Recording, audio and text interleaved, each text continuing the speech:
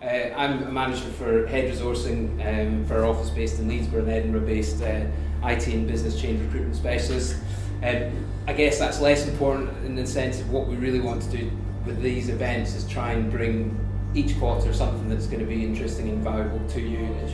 So Roger from the chemistry group is going to talk about predicting performance, the science of hiring great talent, and lots of things around that. You're going to tell some great stories, share some experiences, parts of knowledge, and so I'll pass you over to Roger. I'm going to spend some time talking about resourcing and actually some stuff we've learned over the last 7 years. So chemistry as a company has been running 7 years. I founded it in 2003 and I founded it off the back of being internal. So I was the head of resourcing for Hotel Networks for Europe, Middle East and Africa, and I had 100 recruiters across 8 countries, and also just loads of money. I mean, you guys would die for the amount of money I had to spend. It was a long time ago. And it was when the War for Talent, that book came out, and Enron with the shining light of talent management and all that great stuff. And the great news for me was all that money meant I could do some really cool stuff that actually people are going to be challenged to do now just because they don't have the money or the resource. And so I took some of that really cool stuff and thought actually other companies might like to find out about this, and that's why I started Chemistry Model. So one of the things that we have been doing is looking at resourcing as a function, and resourcing in businesses has been coming under cost pressure for a number of years. So this horrible thing called cost per hire for some reason has been embedded into people's language, and it's all about how you can reduce your cost per hire. We could outsource it, that might reduce our cost per hire. We can just stop spending money there and spend somewhere else. We can do that. So actually as a resourcing team and as resourcing people, we're being asked to do a lot more for less, is how it feels. And of course, about 2 years ago, you didn't have any money to recruit anyway because we're not recruiting. And then all of a sudden what's happening, people are starting to hire. And one of the things we're talking about and trying to look at is how can you build a value-based model that means you can get some of your resourcing funds back. In actual fact, we would argue that the resourcing teams need more money, not less money. And actually that money might come from L&D, but it might come from some of the other business initiatives that are coming on, because we fundamentally believe that recruitment is the source of all talent in organisations, and therefore that's where you should spend your money because it will save you money later. The 3 out of 4 hires for businesses are wrong came out of some work we initially did 7 years ago with the British Psychological Society, and we did it based on hiring methodologies. So given the method of hiring, how accurate is that method in predicting the future performance of that individual? We did some work with them on hiring methodology, and basically, as a lot of you guys will know because you would have introduced competency-based interviewing or some psychometric testing, if you do a chronological based, CV-based interview, you are likely to be 25% accurate in predicting the future performance of that individual. Okay, the challenge in the external market, of course, from a recruitment point of view, that's how they all do it. And the interesting thing is if you just got... That's just not a competency-based interview? No, so if you have a competency-based interview, it increases to about 35-40%. So what's the 25%? 25% is if I just meet you and interview you based on your CV and how I feel about you and the job. So it's the line manager using their gut and I'll know it when I see it type interview. Is about 25% accurate in predicting future performance. Start adding some competency-based interviewing and you're going to get it higher. Actually start adding some consistency and you'll get it a bit higher. But the point is that we did a lot of work on actually how can you increase that. Is there a way that you can increase that predicting performance? Because what we're trying to do is hire people who are going to work in our organisation and not. A really sort of back of the fag packet way of doing this is to ask managers who they'd hire again. So really enlightening 5 minutes. So all the work we've been doing is on, okay, I haven't met you before, I don't know you, how can I find out whether in 6 months I'm still going to love you and you're going to be adding value to this organisation? And why that matters is depending on who you believe. Brad Smart, who was trying to sell a book, or the CIPD, who are always conservative, then it actually matters quite a lot because the cost is significant. The cost of getting a hire wrong, as we all know intuitively, but it's very difficult to measure. Show me on the balance sheet. It's very difficult for a CF to sit down with the CFO and go, give me £10 million to do resourcing and I'll save you 50.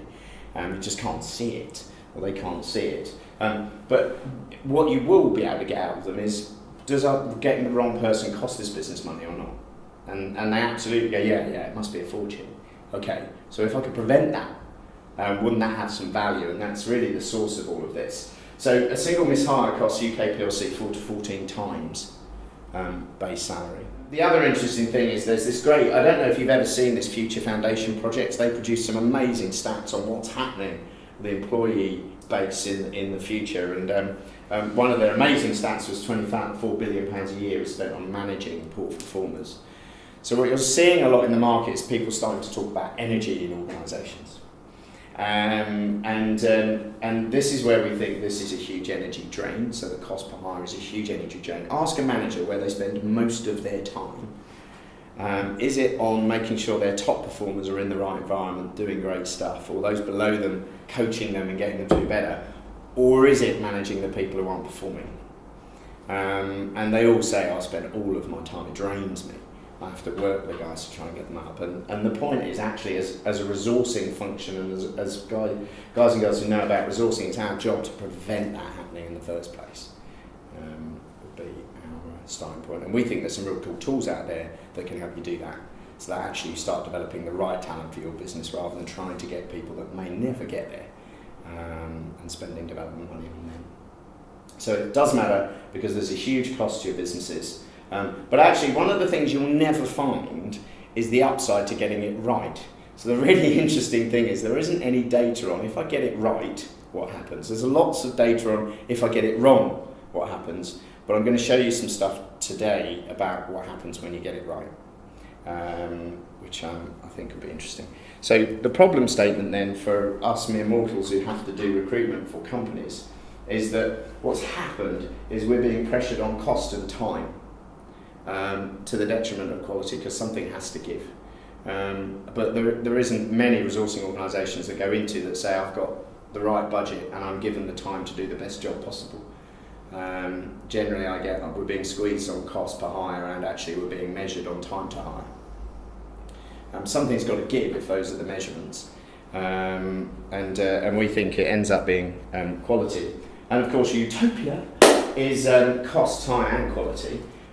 In the right measure, because what we're not saying is that you can ignore costs and you can ignore time. Of course you can't, because there's a business demand that's underneath all of this.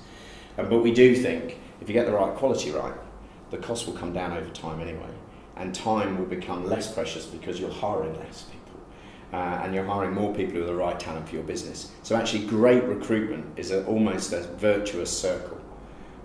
It will end up costing less and you'll end up spending less time doing it.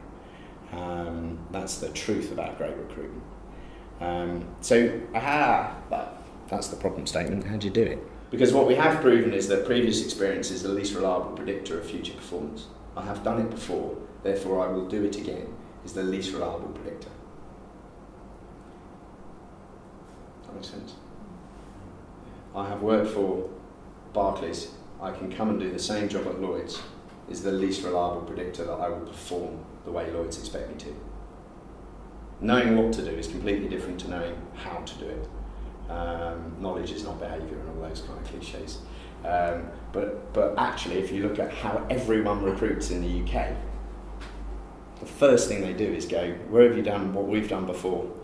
And have you sold similar products? And have you sold, that's the first thing they do. It's the first thing a recruiter does, because they get a CV and that's how they base it. But actually, it's the least reliable predictor of future performance. And what we've spent time, money, energy is finding out what the other predictors are, which I talk. So, amazing results. I do want to pick on one thing, which is diversity, because diversity actually is, the noise on it's gone down a lot less, but it was actually quite a big thing, if you remember, a couple of years ago. You couldn't get away without a diversity forum every week. One of the things we've found is if you put in an objective screening process that doesn't care about anything other than whether the individual can do the job, diversity sorts itself out from a male-female quota is the evidence we've seen. So in LexisNexis they had this thing called triple play, which was a 3-year contract, 3 products, price rise every year across every product. It was myth and legend in LexisNexis. They didn't believe anyone had ever done it, but it was the holy grail of selling. Within 6 weeks of a new hire joining, he sold the first ever triple play.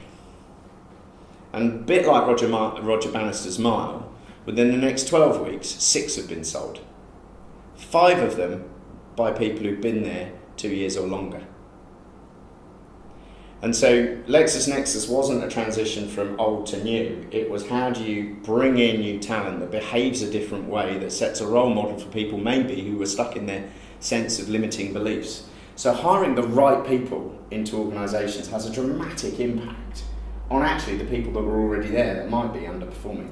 The key thing is, how do you do that? How do you define what good looks like in the first place? This is our model for this. I'm not saying it's right, all I'm saying is that it seems to work. The reason why intellect's at the top is not because it's the most important. Okay, I'm really keen to emphasise that. We don't lay any stall in academic ability in terms of future performance. Okay, depending on the role, the right intellect will differ. Okay, you only need to be smart enough, I think is the right term. Intellect is at the top because it's the hardest to change in the lifetime you're going to have with an employee. So if this stuff is kind of set, which is why it's up here, so we really do need to understand this stuff before we hire these people. Behaviours are the things that are developable, yeah? But only if I've got the propensity to change them. So the interesting thing is that it's about finding the right talent for the right business. And what these tools allow you to do is find the right talent. But the behaviours are developable, okay, by people who've got a propensity to change. But the cool thing is we can get all of this stuff before you've even hired them. And then you can give it to induction and training people and go, look, this is the individual. We know this stuff about them. If you want to help them accelerate to performance, this is how you would do it. As a manager, we're going to give you this individual and you've got all this data on them to make them successful in the first 90 days and beyond. How cool is that? But actually there aren't many organisations that are extracting that data, getting that data and then using that data to make their employees productive. And we think that's a bit of a shame. Because the tools are out there, the methodologies are out there, the knowledge is out there, this stuff really does work. And so it should be helping us as resourcing practitioners and then helping our HR colleagues in order to speed these people to performance. So that was it, in a nutshell. Thank you very much. Thank you.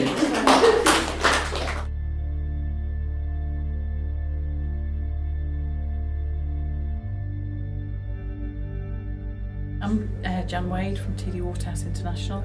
I'm Senior HR Manager, currently Interim HR Director. Fantastic evening. Not been to many networking events recently and very good topic in terms of talent management. I think particularly in terms of Roger's presentation, it was regarding defining what good looks like and then working from there in terms of defining criteria.